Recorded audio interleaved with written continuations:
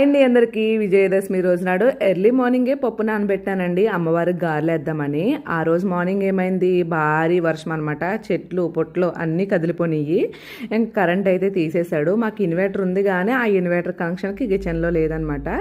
ఇంకా పప్పు అయితే ఆడకుండా అయితే అలా పెట్టేసి ఉంచేసాను. ఎక్కడ నూనె లాగేస్తుందా మళ్ళీ రుబ్బి వేద్దామంటే నూనె లాగేస్తుందని భయం అనమాట. 6 o'clock అయితే కరెంట్ వచ్చింది. ఇంకా అప్పుడైతే పప్పు అంతా పట్టుకెళ్ళి ఫ్రిడ్జ్లో పెట్టేశాను. తర్వాత 7:30 కల్లా పూజ చేసేసుకున్నాను. పూజ చేసుకున్న తర్వాత మా హస్బెండ్ అయితే వచ్చిన తర్వాత ఇంక పప్పు ఉంది కదా రుబ్బేసి గారెలు వెయ్యి ఉల్లిపాయ ముక్కలు వేసి అన్నారు. ఇంకా ఏం చేశానంటే ఇంకా అమ్మవారికి ఎలాగా పెడతాను అనుకున్నాను కదా అని చెప్పేసి అమ్మవారికి అయితే 4 గారెలు అయితే ఉల్లిపాయ ముక్కలు వేయకుండా వేసేసి అమ్మవారికి పెట్టేసుకుని తర్వాత ఉల్లిపాయ ముక్కలు వేసి మా హస్బెండ్కి అయితే గారెలు అయితే వేసి పెడుతున్నానండి. ఉల్లిపాయలు వేసిన గారెలు చాలా బాగుంటాయండి. ఇంకా మా పిల్లలు అయితే నేను వెయ్యటం వాళ్ళు పట్టుకెళ్ళిపోవటం అలా ప్లేట్ నిండా గారెలు అయినాయండి. వాళ్ళు ఒకటి పట్టుకెళ్ళిపోయి ప్లేట్ సగం చేసేసారనమాట. ఇంకా ఫైనల్గా అయితే మా హస్బెండ్కి ఇవే ఉన్నాయి. నేనైతే అమ్మవారికి పెట్టాను కదా ఆ గారెలు తింటాను. వీడియో నచ్చితే సబ్స్క్రైబ్ చేయండి ప్లీజ్.